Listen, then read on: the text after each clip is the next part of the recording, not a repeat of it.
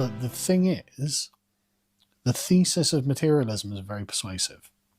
As in, if the universe is just atoms and void, and it mechanically moves on itself to produce certain predictable outcomes, then if that's all that there is, then everything spiritual is essentially nonsense from the word go.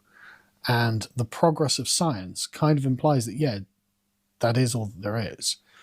And so the more science advances, the more almost ridiculous the spiritual component of human life looks, because the magic in the universe was there to explain things that we didn't have answers to.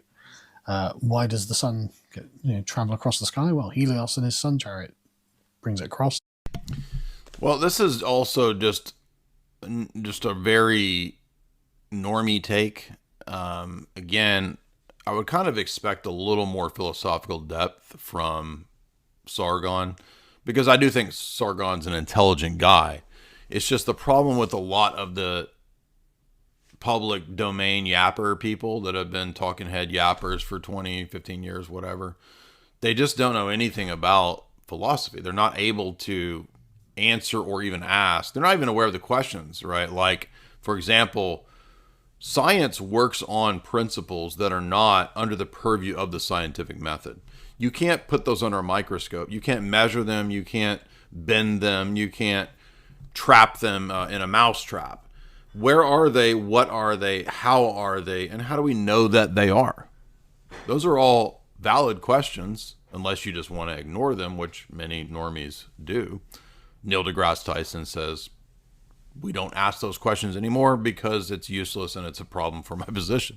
So moving out of that domain into those asking those kinds of questions might be a step in the direction that he needs to go. But I don't even think that Sargon's aware of those questions. Although at one point he'll actually start, in the Jim Bob clip I heard, like he starts talking about arguments of philosophy and transcendent. I don't know if he knows, I can't tell if he's referencing the transcendental argument or if he's referencing just the idea of the transcendent. I'm not sure.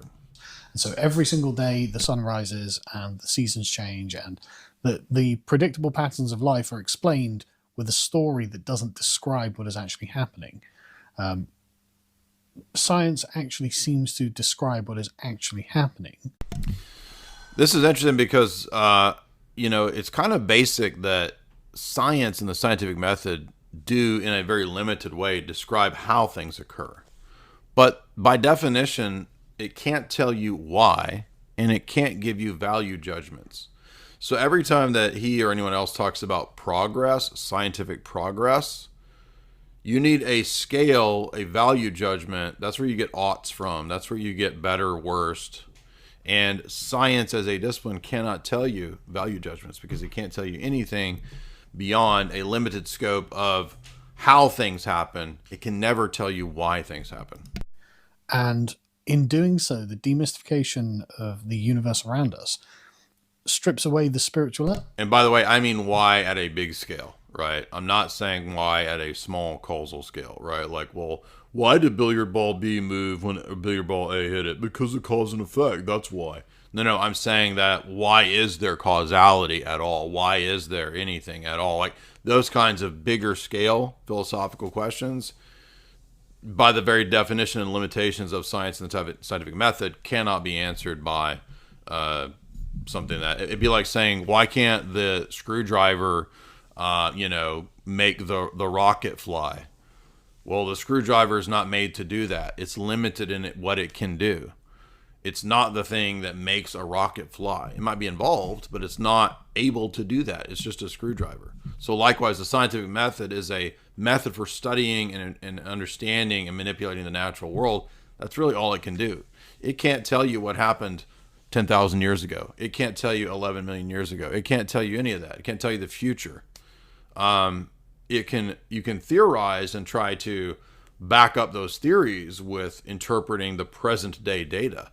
But by definition, there's no empirical sense data of the past, much less a million years ago.